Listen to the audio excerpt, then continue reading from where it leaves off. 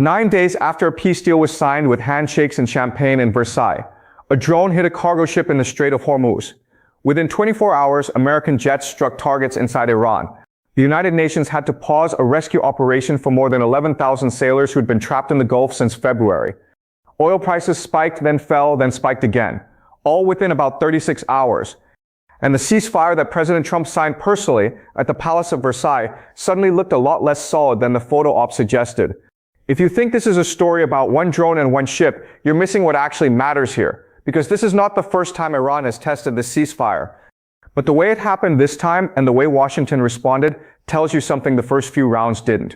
Stick with me. I'm going to walk you through exactly what happened, why the timing of this attack is the real story, and why this round is structurally different from everything that came before it.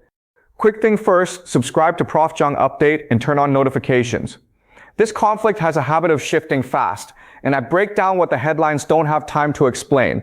You don't want to miss the next one of these. Here's where we're going tonight. First, exactly what happened to the ship in detail, because the specifics matter more than you'd think. Second, how Washington responded, and why that response itself is a signal. Third, why the timing of this attack, not just the attack itself, is what makes this round genuinely different. And finally, the deeper fight underneath all of it. Who actually controls the Strait of Hormuz going forward, and why that question was never really answered by the deal everyone celebrated. Stay with me through all of it, because the answer to that last question is going to shape oil prices, shipping costs, and probably your own cost of living for months to come. Let's start with the ship itself. Her name is the Ever Lovely, a container ship, Singapore flagged, operated by Taiwan's Evergreen Marine, not a warship, not carrying anything military. A civilian cargo vessel that had been stuck in the Persian Gulf for more than 100 days, after loading cargo in Iraq, waiting for a safe window to leave. On Thursday, June 25th, she finally made her move. She was following the route recommended by UKMTO, the UK's Maritime Trade Monitoring Authority, a southern corridor that hugs the Omani coastline, roughly 7.5 nautical miles off Oman's port of Dahit. That's the route international shipping authorities and Oman itself had set up specifically to help stranded vessels exit safely. She was struck on her starboard side. The bridge window shattered. Part of the bridge structure was damaged, but here's the important part. No injuries. No environmental damage. Her main engine and navigation system stayed fully operational. She didn't stop. She completed her transit and sailed on, out of the strait, under her own power. UK maritime authorities confirmed the attack publicly. 2 US officials told Reuters that Iran's Revolutionary Guard was behind it. Iran itself did not formally claim responsibility. Now, here's what most coverage skips past, and it matters. Hours before the Ever Lovely was hit, Iran's Navy had already issued a public warning that day, saying the southern corridor along the Omani coast was, in their words, unacceptable and extremely dangerous, and that ships needed to use Iran's own designated routes instead. After the attack, Iran's Persian Gulf Strait Authority went further, stating that any vessel using a route Iran hadn't authorized would not be covered by its safe passage guarantee, and that the consequences would fall on the ship's owner and operator, not on Iran. Maritime security firms also reported that earlier the same day, at least 2 other vessels, flagged to Panama, had been ordered by Iranian forces to change course. So this wasn't a random, isolated incident. It was the 3rd or 4th signal that day that Iran was actively enforcing its own version of the rules on that waterway, regardless of what the ceasefire said. Now let's talk about the response, because this is where things accelerated fast. President Trump posted on Truth Social, calling it a, quote, foolish violation of the ceasefire by Iran. He said multiple drones had been fired at the ship, that US forces intercepted 3 of them, and that the one that got through caused damage but didn't stop the vessel. Less than 24 hours after the strike on the Ever Lovely, US Central Command launched retaliatory strikes inside Iran, hitting missile and drone storage facilities and coastal radar installations. CENTCOM's public statement called Iran's drone strike, quote, unwarranted aggression that violated the ceasefire and undermined freedom of navigation through the strait. Think about what just happened there. 9 days into a ceasefire that both governments had signed in person, with a French president hosting the dinner, the United States military was already striking Iranian territory again. That's the headline most outlets ran with, but it's not the part that should actually worry you. Here's the part that should. Iran's position publicly is that under Article 5 of the memorandum, both countries signed, Iran and Oman were supposed to jointly determine, in their words, the future administration of navigation through the strait. The American interpretation of that same sentence was that it described a temporary transitional arrangement on the way back to the pre-war normal, internationally governed, freely transited, no Iranian control over which ships go where. Iran's interpretation appears to be the opposite, that the language acknowledges Iran's permanent role as what they call the coastal state, with real authority over which routes are legitimate and which aren't. Those two readings are not a small gap that diplomats can quietly patch up. They are two completely incompatible visions of what the post-war Gulf actually looks like.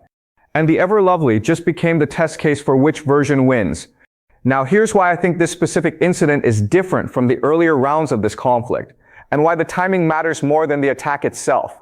The day before the ever-lovely was hit, Wednesday, June 24th, was actually the best day the Strait of Hormuz had seen since this entire crisis began back in February. Ship tracking data showed 70 verified commercial crossings that single day. That's more than double the crossings from the day before it, and the highest one-day total recorded since the war started.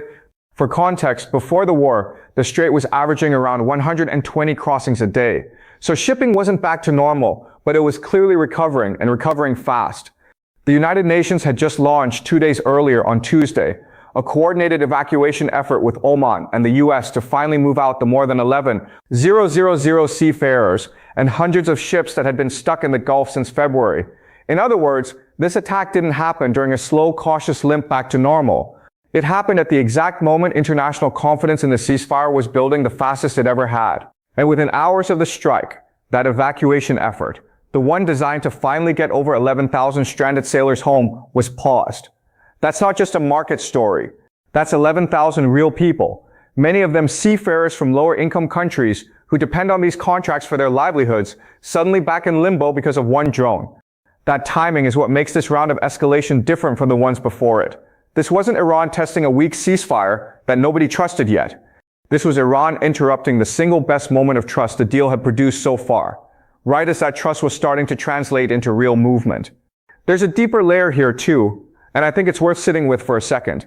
A chief security officer at BIMCO, the world's largest shipping association, said publicly that this incident exposes how unclear the wording of the US-Iran agreement actually is when it comes to resuming maritime traffic. That's a remarkably blunt admission from inside the shipping industry itself. The people whose job is to move cargo safely through that strait are saying, on the record, that the deal everyone celebrated didn't actually settle the one question that matters most to them. And legally, there's an added wrinkle. The southern corridor the ever-lovely was using isn't Iranian sovereign water. It's a kind of international strait, covered by the UN Convention on the Law of the Sea, where all ships are entitled to what's called transit passage, a right that in theory can't be suspended by a coastal state. If Iran did strike a ship using that corridor, that's a direct conflict with that legal framework. But international law doesn't have a real-time enforcement mechanism out on the water. Drones do, which is exactly why the market reaction tells its own story. Brent crude jumped more than 2% right after news of the attack broke, touching around $75.50 a barrel. By the next morning, it had already eased back down to around $74. US crude saw a similar pattern, spiking and then sliding back to around $70. That's not the reaction of a market that thinks the war is restarting. It's the reaction of a market that's learned, the hard way over the past 4 months, to treat these flare-ups as part of the new normal rather than full-blown crises. Industry voices back that up. The head of one tanker shipping company told CNBC he didn't expect this to meaningfully slow the broader trend of rising crude shipments out of the Gulf. A ship broker described current traffic as a slow clearing out of backed-up cargo rather than a rush of brand-new shipments, which tells you confidence is still cautious, not collapsing. One number worth watching closely going forward: Saudi Arabia has been routing the bulk of its oil exports away from the Gulf entirely, through the Red Sea, since the war began. Industry analysts see Saudi Arabia's eventual return to normal Hormuz-based shipping as the real signal that confidence has actually been restored. As of this week, that hasn't happened yet. So here's where that leaves things. You have a 60-day negotiating window from the June 17th memorandum that is still technically running. You have a core legal question about who controls navigation through the world's most important oil choke point that the agreement deliberately left vague, because vague language was the only way to get both sides to sign something at all. And you have a military force, Iran's Revolutionary Guard, that has now demonstrated twice, once during the war and once during the ceasefire, that it's both willing and able to enforce its own interpretation of that question with force, regardless of what diplomats agreed to on paper. This is a complicated, fast-moving story, and it's easy for any outlet to just grab the most dramatic 30 seconds, a drone hitting a ship, a US airstrike the next day, and move on without explaining why it happened at this exact moment. I didn't want to do that, because the timing here is the whole story. If this helped you actually understand why this incident matters more than the last one, share it with someone who's been trying to follow this conflict in fragments. So what should you actually watch for from here? Watch whether the UN evacuation effort resumes and how quickly. That tells you how much real damage this incident did to trust on the ground. Watch Saudi Arabia. If its tankers start returning to Hormuz instead of the Red Sea route, that's the clearest signal yet that the market believes this ceasefire will hold. Watch the Iran-Oman talks on what the agreement vaguely calls the future administration of the Strait. Whatever specific framework comes out of those talks will tell you which interpretation of Article 5 actually wins. And watch the 60-day clock, it's already ticking.